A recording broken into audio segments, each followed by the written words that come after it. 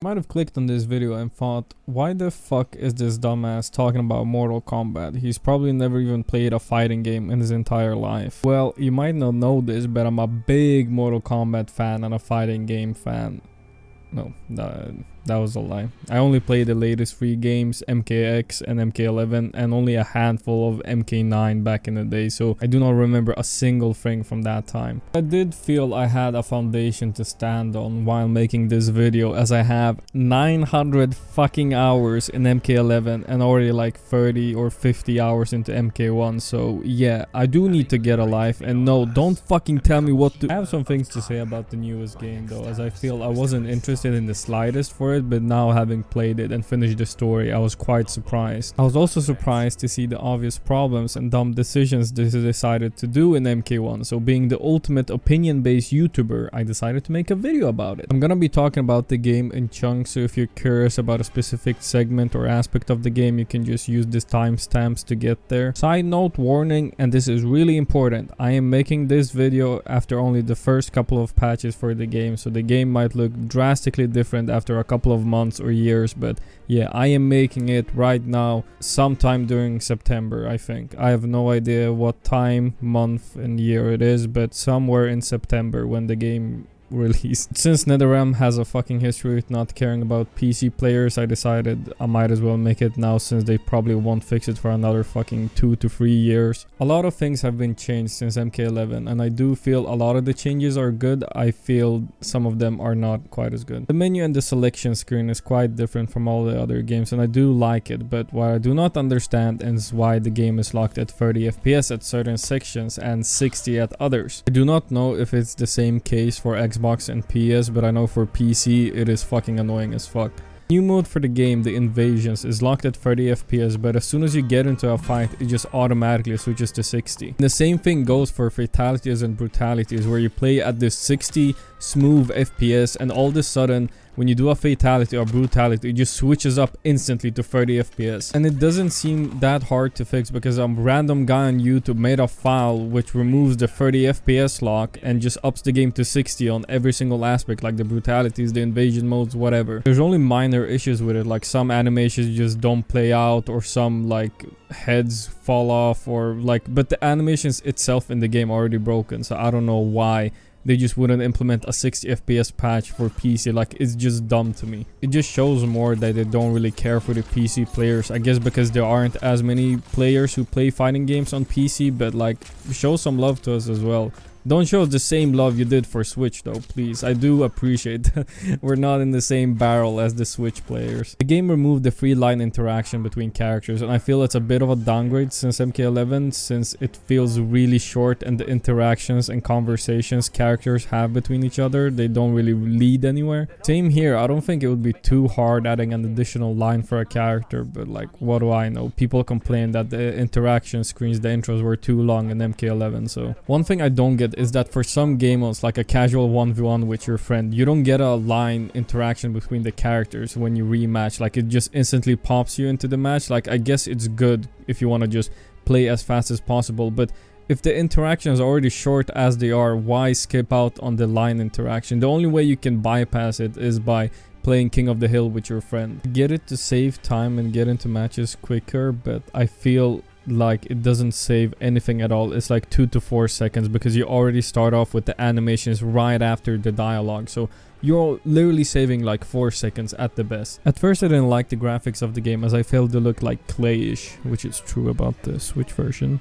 But playing more of the game, I don't mind it. I feel it's not the same detail as MK11, but as it is good graphics, good enough. I will give them credit how there's way more maps in this game and have different tone, and don't follow the trend of MK11 having the same 3 maps with different shades as different maps, so you're basically padding out the map pool. I feel that all the maps that you have available right now have a good enough roster and uniqueness to them. They do get another good point from me, as they are finally breaking the trend of having Scorpion and Sub-Zero as the cover art for the game, finally letting someone else get the spotlight, the GOAT himself, fucking Liu Kang, let's go. One thing they continue to do is the shitty plan with their DLC, and let me start off by saying that this might trigger some MK fans, but this is how I feel with how they're doing it with the DLC. Talking about the first DLC Kombat pack, where you get Homelander, Omni-Man, Peacekeeper, Takeda, Quan Chi, and Ermac.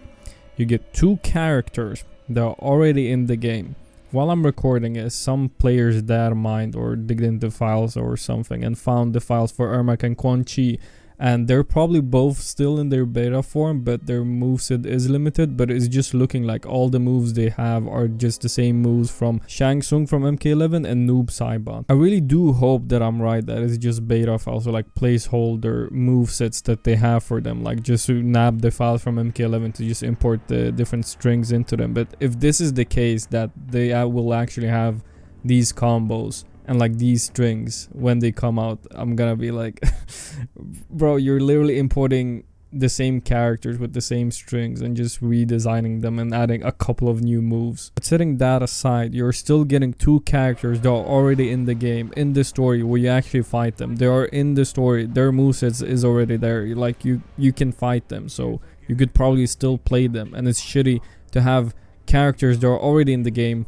as DLC. It's like if Liu Kang was a DLC character. You get to play as him, you play against him, but no, he's DLC, so you're gonna have to wait for it. What's also interesting is that Quan Chi is his own character, but he works as a cameo as well. So I don't really get, is he gonna be a cameo from the DLC or a playable character? I have no idea. Like, I don't even really understand why they always bring back old characters from previous games as DLC as it is, but having characters that are already in the game as DLC, that's just fucking scummy. Oh, but don't you worry, old buckaroony, it gets so much worse. Going back to MK11 and to some extent MKX, NetherRealms has a tendency of making 2 to 3 combat packs, meaning 3 DLCs. MKX also has old characters like Tanya, Borai Cho, and then new characters like Predator, Jason, Alien, or whatever. MK11 followed the trend with having old characters like Sindel, Nightwolf, Shang Tsung, and then like the premium cameo characters like Terminator, Spawn, Rambo, and whatnot. And based on that pattern, we can probably see that we'll get 2 more combat packs after the first one releases for MK1. And you might ask, alright, so what's the problem? They use old characters for DLC, they take up a spot, sure, they give some characters that are already in the game as DLC, so what's the problem? Well, the DLC for MKX and the MK11 was $20 for each combat pack. So MK1 had combat pack 1 and 2 for $20, and then the Aftermath expansion, which was like $40. That's already expensive if you bought the game for $60 and you had to pay an additional $80 to just get all the DLCs. This isn't the case for MK11 now, as you can buy the Ultimate Edition for $60 or for like $5 when it goes on sale. But at launch, that's how much you had to pay to keep up with the DLC cycle that they released for the game. And in MK1, it gets so much worse. Let's start off if you bought the standard edition of the game, which I did, which is like $70 or $80 depending on where you're located. The first combat pack that they're releasing for MK1 is $40. That's already $120 for a fighting game.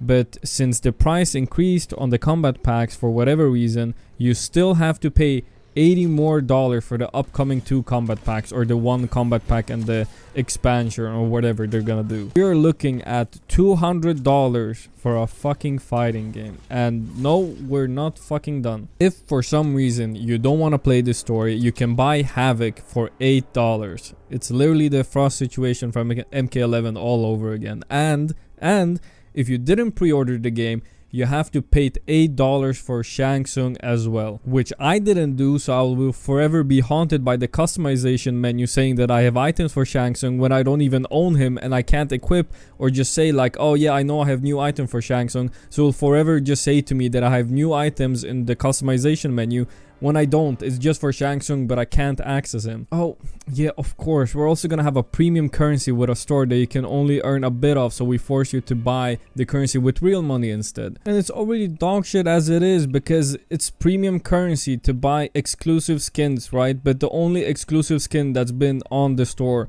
it's a Tanya skin for like 800 dragon blood crystals or whatever. But the rest of them, you can earn them for free. You can literally just grind invasions or do whatever and you get those skins for free. So I don't even understand the fucking concept of the store when most of the items that are already in the store, you can just earn and buy with the coins you can spend in like the menu. Not counting the premium currency, we are looking at $216 just for a future DLC with Havik and Shang Tsung. To be fair, this might bite me in the ass later if they don't do the 2 combat packs, but I have a really strong feeling that they're gonna do the same thing they've been doing for the last 2 games. But Drew, you don't have to pay for the DLC, you can just use the base game characters. Yeah, but come on, Homelander, huh? You like him? Yeah, he's better than you. It's the meme, you know, from The Boys. Of course they know people will buy the DLC no matter what the price is, because they want to fight Omni-Man versus Homelander because it's so hype, you know. But it's just overpriced DLC. I do not think the DLC should be $40, especially if you're already paying $80 for the game. We're not done yet. It gets so much worse. Even if you buy the premium edition that my friend actually got, it's $100 and you have to pay the additional $80 later on when they release the 2 combat packs, if they're gonna keep up with the $40 price tag. It's $180 in total if you have the premium edition, which is a little bit of a discount from the standard edition customers. But I feel if you're paying $100 for a game, and especially a fighting game, you should at least get a season pass, knowing you have all the future DLC secured and you won't be forced to pay an additional $80 fucking for the next DLC that'll roll out in a couple of years time. There's also the shrine where you can spend gold that you can earn in game, thankfully, to get random items or skins from. And art.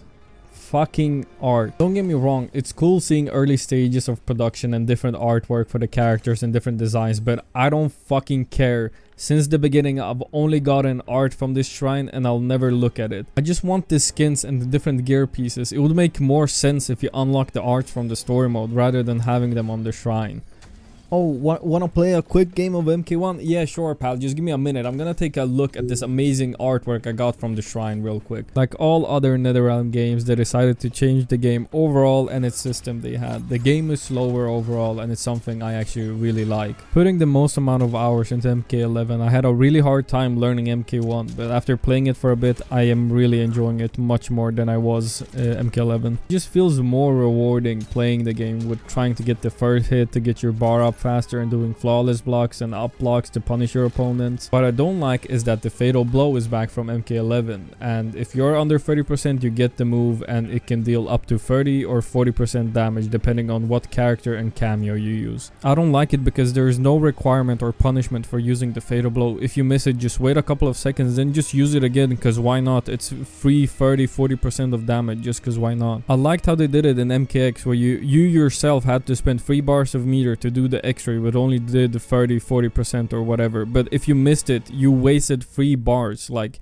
it was your choice, you wasted it. Like, you're out in the open now without any meter, you can't do shit. Having mentioned cameos one time, I guess I could talk about them. I like them. I didn't really dig the idea at first when they mentioned them in the trailer, and I didn't like how they didn't do anything and they didn't seem useful at all. But having played the game now, I really enjoyed them, and I do like the different variations the different cameos offer you. They can help you extend combos, do more damage, or even get out of shitty situations by using your cameos. And also, depending on what cameo you have, it might change the outcome attack when you do your fatal blow. Like, I know Shao Kahn and Motaro actually have a different attack when he does his fatal blow, just because he has Motaro. This is a good addition to the game and is welcome by me, but I feel they used up some slots like Sub-Zero and Scorpion for no reason. Like, they're already in the game, and I felt some other characters might have used the spotlight, but like I said, maybe in the future they will add more cameos in the DLC that you will have to pay $200 for.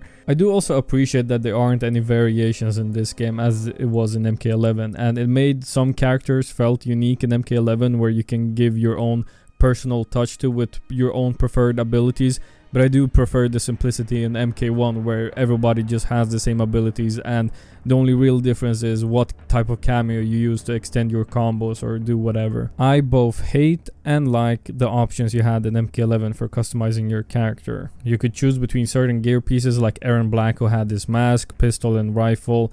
It was a good system, I felt, but it wasn't really thought out for some characters. Like, some characters didn't benefit from it, like Sub-Zero, where you can customize his little daggers that had no gameplay purpose whatsoever, and you can barely see them in game. But now in MK1, they kind of mix the two together, and now you have palettes for your characters, and you can drastically change the appearance of your character or just change the default outfit of the character. I do appreciate that they have an option of favoriting different palettes and letting you randomize it, so once you're playing online, you will always get a random skin from the ones you choose, so it spices things up a bit, and not like in MK11 where you just were playing with the same skin. It gets tiresome kind of, and sometimes you just back out of the menu to replay just to choose a different skin. But here you can just favorite your favorite skins and then randomize it all, and you will get one of those. Even just having the skins, you can still choose some gear pieces for some characters, like Mileena being able to choose her daggers, or Reiko being able to have different helmets. I feel it's better from MK11, but it's not fully fleshed out if they don't implement other gear pieces. Like, I feel Shao Kahn has a really cool skin for him,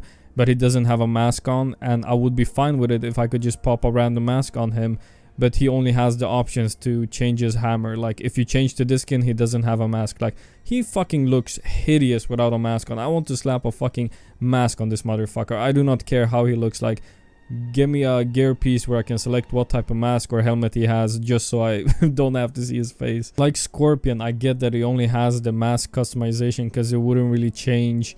Like, if you could change his spear or like whatever, like it wouldn't change anything because you barely see it. Like the mask, you see it, but like with Shao Kahn, his face, you clearly see it. Like, it doesn't really change anything gameplay wise. I'm gonna be talking about each character that's in the roster right now and how I feel about them in the story and as a person, as their own character, and then conclude this section with how I feel about the story overall. So be warned, there are spoilers up ahead. There are a lot of characters in this game, and what you have to know is that the timeline has been reset and all but 2 characters are changed from the original version or from the original timeline. That doesn't mean that they don't still have their elements and aspects from the first timeline, but they are quote-unquote different. I'm not going to be talking about the cameos because they don't play a part in the story, and I don't want to say anything gameplay wise because I feel I'm not currently at the professional level of saying how good they are gameplay wise, so I'm just sticking to the story. Since I saw I have the cool kids watching my video, so I'm gonna do something cool and talk about the characters, and then later on, depending on how I feel about them,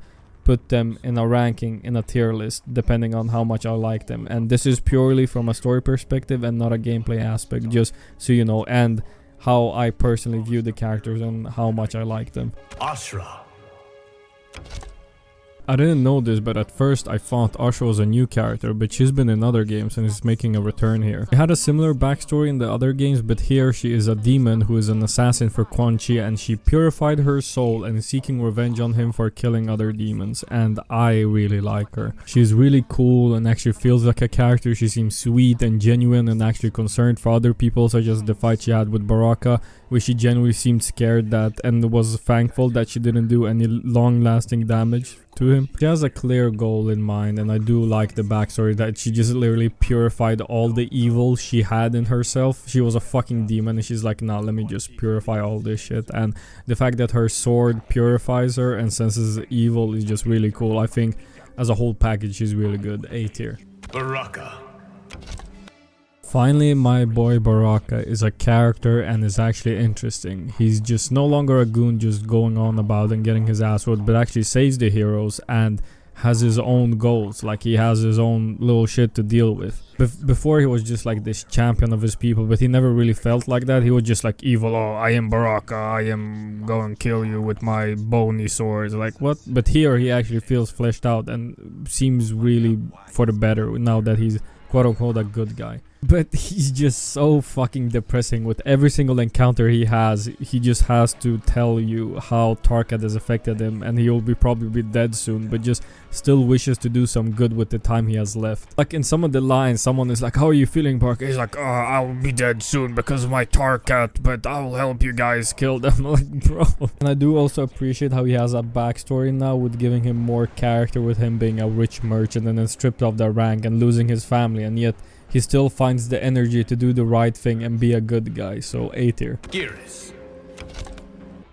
My boy Geras. I feel Geras was really slept on in MK11, and to be honest, I don't really blame people since he was just a lackey for Kronika and was just like, oh, I am doing this for my mother. I'm not a human. I'm not a character. I'm just doing this because mommy said so. But here he is his own man. I feel the tower ending for Geras in MK11 fits into this timeline, as Geras realized in MK11 that his mother went mad and her plan was futile, and he sees the good Liu Kang is trying to do now, and that's why he's aiding him. He clearly developed, and he sees the better people. There are better people out there than Kronika, and that they don't have to meddle into every interaction they are, and just let the world and let the people live their lives, you know. You don't have to change everything, and everything has to have a balance and perfect, or whatever the fuck Kronika's plan was in MK11. He just feels like his own character, you know. It feels like he actually cares for the world, and he actually cares for Liu Kang, as like when Liu Kang wants to get his power back, he's like, oh, no worries homie, I got it stored in the back rooms, you know, just follow me and I'll give it right back to you. Like, I don't want it, I'm your fucking bro, I'm not gonna betray you, here you go. One thing I didn't like with Geras is that he didn't see that it's Kronika in the hourglass. Like, he would clearly know it's her since he has the memories from the previous timelines, but neither him or Liu Kang recognize her. I thought that was really weird. They say something like, oh, it's not from this timeline or whatever, but we can clearly see with our eyes it's Kronika. Like, you can see the silhouette and everything. Like, what, did you forget? I know it's been eons ago, but you would still have some recollection because you are here right now because you beat her ass. Like, I don't think it's something you would forget. But he's going up to A tier as well. Havik. I don't know what to say about him. He has been in other games, although I don't know how he was in them, but he's such a minor character here, and he doesn't seem to have any goals or motivation for why the fuck he's doing the things he's doing. He just felt like a side villain or a sidekick to a villain. Like, does he have any goals? Does he have a clan, family? Does he just want to rule all of the world, like such a basic thing to do? Or like, he's just there to be there, you know, just to fight him. He just feels like the new Baraka. I don't understand as well why he gains his zombie-like powers after getting his mouth melted by the lava with Scorpion. I mean, maybe it was magical lava or something that gave him power. Maybe he had the powers already, but they were only enhanced now by the lava. Like, I don't know. I felt he didn't get enough screen time, and there was so much more to explain with him, such as the zombie powers he has. Johnny Cage. Now, you either love Johnny or you hate him based on the TikTok trend with the fucking Pitbull song, but I'm in the middle because I'm cool and special. I like how Johnny is almost the player, with him learning all the new stuff about like the demons and everything alongside with the player and having some nice quips from time to time, but after a while it just got kind of tiresome for me to just hear him reference movies. Like, don't get me wrong, I understand why he does it. He's an actor and he likes movies, but sometimes he just feels like movie reference, and movie reference. It was good seeing the more acting side of Johnny, how he is a struggling actor and is trying to make it, which cost him his marriage because he was trying to uphold this image of being like the successful, really talented actor. And props to Johnny, because as far as I know, he doesn't have any powers like he had in the previous game, so he's just whooping everyone's ass like fucking Sub-Zero and Scorpion, even though he's just an actor. He doesn't know any special moves or anything. I mean, later on he does, but like, overall he's a good character, but I felt they sometimes overused him like for no reason whatsoever. I get hate for this, but I'm struggling between an A and B tier, but I think because of some of the different scenes and some of the clips, I'll put Johnny in B tier, but I can change my mind and put him maybe later on in A tier. Kenshi. He's really good in this game, and I also feel he has clear goals and seems to always want to do the right thing. He also works as a guide for Johnny on how to behave overall and just keep him in his place so he doesn't go over the top. I also like how much he wants to help his clan and how much it means to him to break out of the Yakuza hold, and he really seems determined to do so. And like, I also did like the dynamic he had between Johnny, but I felt it didn't get enough time to develop. Like when he gave him the sword and basically sees him as a brother, I felt it would be better if he had a moment, you know, to step back, or if he was a bit down and like feeling useless, and then Johnny gives him the sword. Kenshi going into a strong A tier. Kitana. I really like her, but she just doesn't have enough to work in this game. It just felt like I had to remember how she was in previous games instead of focusing how she is in this game. She only has a handful of scenes, and she does seem caring enough for her sister and her people, but there just wasn't anything there really to base off. I just had to constantly remember, oh, this is Kitana from MK11. Oh, this is what she did. This is. If you don't think about Kitana from the previous games, I would have a hard time determining her. Like, I think I would put her at C tier because there isn't enough to determine how I feel about her. It's really hard because the game has a chapter system and doesn't utilize it well enough that some characters miss out on the spotlight, such as Tanya and Kitana. Kung Lao. I like him, but he's basically the same from all the other games. He's still this cocky monk, Kung Lao, that feels no one can touch him, and he sees himself as this powerful little monk. He's still humble in some sense, but overall I just think his character didn't go through any major changes and just feels like the old Kung Lao. I felt they missed the opportunity here with him. I felt they could have done something interesting. Maybe he tried to rebel against Liu Kang because he is this cocky. He's like, oh, I'm powerful Liu Kang and I wasn't the chosen one, so fuck you or whatever. Like something interesting, because it just felt like they reused some of the lines and like how he is as a character from the previous games. So I would put him at C tier. Li Mei. He's an interesting character, and I do like how she is an honor guard for Edenia and really stuck upon this one mistake she made while she was working that cost the Emperor's life. And it was really nice with her trying to do the right thing and make amends with Sindel, as she knows she hates her for letting her husband die, even though it wasn't really her fault. She just seems like this sweet little character, and she actually values her friendship with Sindel and is really bitter about how it ended because she feels it wasn't her fault, and she tries to let Sindel see that, bro, like, it wasn't my fault. I really did honor your husband and I'm really stuck upon that he died, but please, let's be friends. B tier. Protector of Earthrealm. The GOAT himself, Liu Kang. He's the GOAT. I don't care what you say. He has had such a weird and long journey, and seeing him in MK11 being a timekeeper and here being humble as fuck, the fucking GOAT, he just gives up the ultimate power just to let everyone live in peace. Like, it's just so fucking good. Like, he's just humble mix between Raiden and Liu Kang. He just feels like his own character. He feels so unique and so good. And I also really appreciate NetherRealms finally letting Liu Kang and Kitana kiss after having their moment, as the romance has been spamming for almost like 4 or 3 games or whatever it's been. I think I just like Liu Kang so much because he had the ultimate power, but he was just like, yeah, I'm not gonna do the same thing as Kronika did because I saw what it did to her. Why should I have this power? Like, I feel I'm not qualified enough to have this fucking power. I'm just gonna give it up. Like, he's the fucking GOAT. Yeah, Liu Kang has his own fucking tier. This is the S tier, or the Liu Kang tier if you can call it. Mileena. I was surprised that I did actually end up liking Mileena. I never liked her, and I especially didn't like her because of the Mileena stance. I just felt she was evil and just did evil things and just kept laughing. But in MK11 she feels more fleshed out and actually like a character, which made me like her. She wants to do good things and eventually ends up as Empress of Outworld, and I do like that she's infected with Tarkat and struggles with it, and it shows more character of her, that she's more adventurous and she actually cares for people, such as in her tower ending. She actually goes to the people who are infected with Tarkat just to show them, yeah, I'm also infected, bro. I'm here with you guys, you know, I'm here. A tier. Nitara. Haha, Megan Fox, bad acting, right? But what's there to say about her? There isn't any screen time with her, and the little there is, she does nothing with it. I think there's potential with the character, with her being a vampire and that she wants the good for her people, but it's not explained further. Like, I don't know her history in previous games, but I could see an almost similar story to hers to Baraka's, where she wants to free her people and doesn't really want to be enslaved. And like, I guess I got that motivation because she said that Quan Chi freed her from the sun curse and her being able to walk in the sunlight. But I feel that's not enough to worship someone and do their bidding. Like, she's just like Quan Chi's minion. She's like, I'll do anything for him because he removed this curse. Like, I'm like, what? Nah, she's getting her own tier.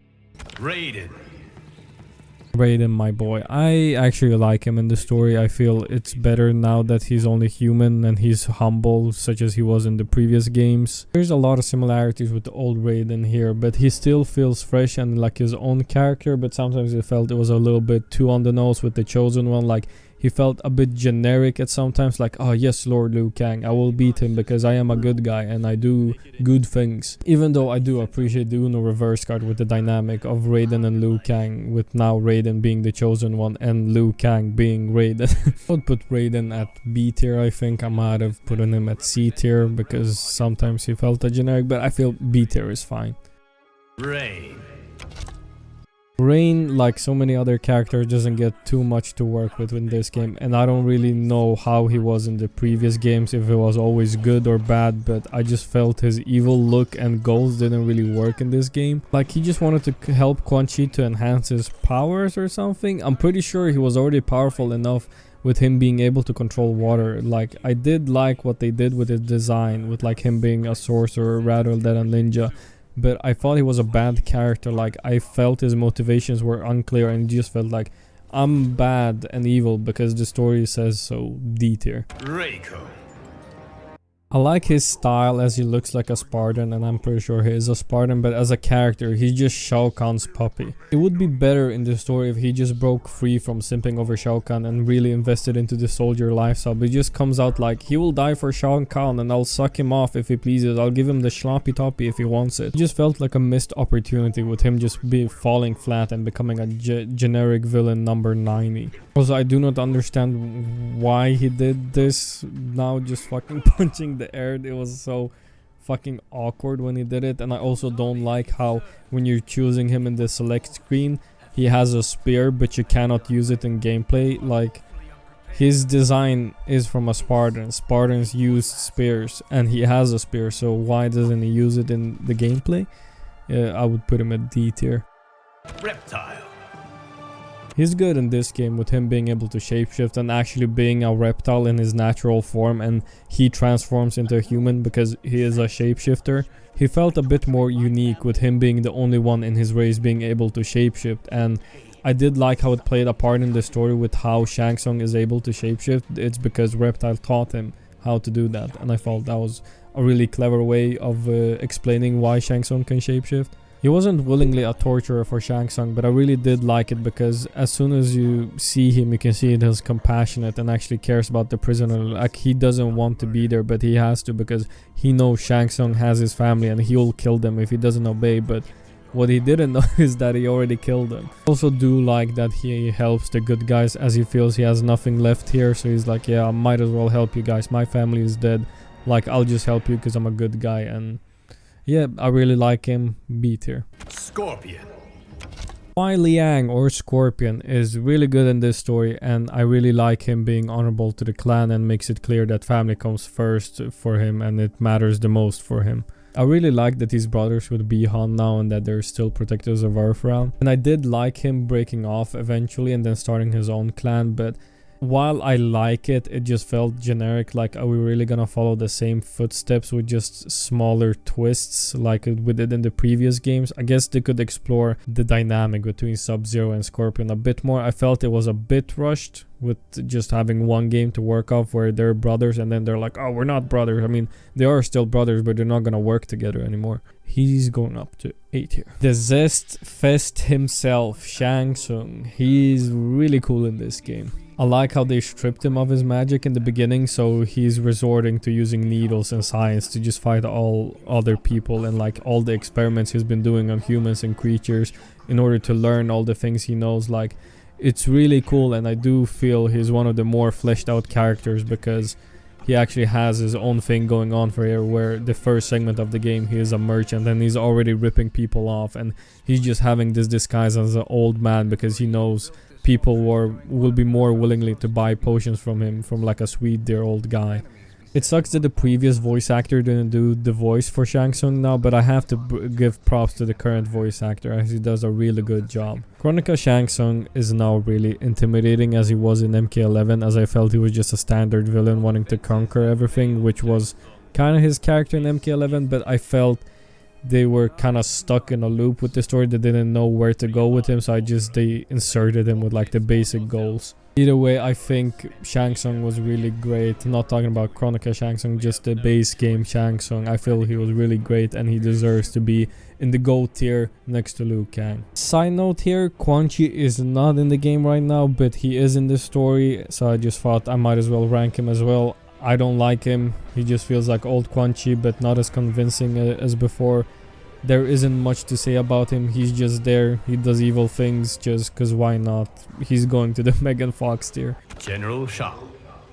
I really did like Shao Kahn initially with him being a general now, but since they switched him up to being Shao Kahn again, I I just wasn't a fan of it. They did mention it was Kronika's doing, but you just felt basic with him just reverting into his evil self. Like, he was evil still as a general, but I don't know, maybe they're going with the aspect of like, this is his true nature or destiny or whatever, you know. He was good initially, but he has in its nature that he has to be evil. I just thought it was really bland. I'm like, it was pretty cool seeing Shao Kahn as a general being like this soldier upholding all the laws and like protecting Sindel, but like he just eventually turned evil, and I thought that was really basic, so I'll have to stick him into C tier. Sindel. Finally, NetherRealm listened to all the Sindel fanboys with her being good. I always thought she was a good person, but then in MK11 she was evil, and I'm like, this doesn't really fit her. But now seeing Sindel as a good person in MK1, I can see why the Sindel fans preferred her as a good person, because I do feel she has a strong basis for a good character. She has her backstory, she has her motivations. She's a fair ruler and genuinely cares about Outworld and her daughter. She has great moments in the story, such as fighting her evil self and also realizing how she was in the previous timelines. When Liu Kang shows her the previous timeline, she's like, oh shit, I really was like that. It was kind of like a meta sense of NetherRealm realizing how much they fucked her up, I guess. And she has some nice quips and like reactions of like when General Shao tells her like, oh, they're spying on us. She's like, no, we don't have any proof. We need to chill out for a moment, and then after a while we can come to conclusions, you know. B tier. Smoke. Smoke is nice, but like a lot of characters, I felt he didn't have enough screen time to shine and show what he actually is motivated by and like what he goes for. Based off him going with Scorpion, we can tell that his heart is in the right place and he actually cares about family and does appreciate that Scorpion sees him as a brother, even though they're not blood related. I was half expecting throughout the story that Smoke will join up with Sub-Zero, but I did really enjoy and appreciate that he joined Scorpion instead, so C tier. Sub-Zero. I do like me some noob Sub-Zero, sorry, yeah. He has a really good voice fitting his character, but I felt his turn into evil was really rushed. We could have had more of a build up to show like the remorse Sub-Zero has of not being as powerful as he wants himself to be and his clan. The scene where Shang Tsung offers him power for the clan didn't make sense, as it never was really established that the clan is less powerful. I guess the motivation for Sub-Zero was that he doesn't like being Liu Kang's lackey, but it just didn't really feel justified. Like, I thought they always wanted to protect Earthrealm. I guess it's still his goal. It was unclear in the story and I felt it was rushed, so I'm gonna put him in C tier. Tanya. Like I said 100 times already, little screen time, and I would rather say she doesn't have much input to the story. She's in a lot of scenes, but she doesn't really say anything or bring anything to the story. She's cool, I guess, with her design, and I guess she does help the good guys eventually when she realizes that she's been working for the wrong guys, and she cares about Kitana and Mileena, but she doesn't really show much more of it. Like I said, it's just not enough screen time to just let me determine how I feel about her or what she is like as a character. C tier. Talking about the story as a whole, it's really simple, but I like it. It feels like a good return to the classic tale of good fighting evil with characters we've known so many years now. There's a lot of great moments in this game in the cutscenes, and I would honestly prefer this story to the MK11 story because it was just so convoluted and complicated for no reason. My favorite moment of the story has to be my goat Liu Kang reuniting with Kitana, as I really like him and I like the relationship they have between one another, and it was nice to see one single thing going right for Liu Kang as he got the girl he's been dreaming about. I like the dynamic between Kenshi and Johnny like a lot of people, but like I said, I feel it was a bit rushed. Like with Johnny giving him the sword, it was a good moment, but I felt it could have been a little bit later on into the story where there was a point where Kenshi felt depressed or useless or whatever, and then Johnny could be there like, yo, what's up, bro? Here's the sword. That cheer you up? Yeah, let's go. I did like the ending of this game with letting the player choose what character they want to help Liu Kang defeat Shang Tsung with, and having to fight all different variants of characters like Kenshi Kano or like Sonya Kano or whatever. It was really nice. I like it as well because it motivates the player to actually try out the ending again with a different character to see what the interaction will be between Liu Kang and, I don't know, if you choose Mileena or Kenshi or whatever. It's interesting to see and gives a bit more replay value to the story. Overall, I think MK1 is a really good game, but has some missteps either because of the publisher or developer. I have no idea. I don't like or support the pricing they have on the DLC or the model they have with customers having to pay such high prices for characters they know people want to play. There are some things I miss from MK11, such as stage interactables, being able to do stage brutalities or just toss an object, or even I miss the mercies you could have gave in MK11, or even the friendships, but they might add it later on, I don't know. I do hope that I can return to this game in a couple of months and be wrong about most of the points I've been talking throughout this video. I want this game to succeed and receive more updates and DLCs, because I see the potential the game has to be a really good fighting game. And well, that's my thoughts on MK1. Yeah. Let me know if you agree with me or disagree with me, how you feel about the game, if you've played it or not, or just watched a playthrough online. Just let me know. You liked it, thought something was shitty. Yeah. Take care, everyone. Thank you for sticking through the end of the video. If you did, leave a like, maybe subscribe. Alright, sorry. Here's the meme. Oh my God, knew that was you, bro. Liu Kang, bro. Liu Kang, bro. Mortal Kombat. Oh my God, Liu Kang, bro. Oh my God, bro. Liu Kang. Liu Kang.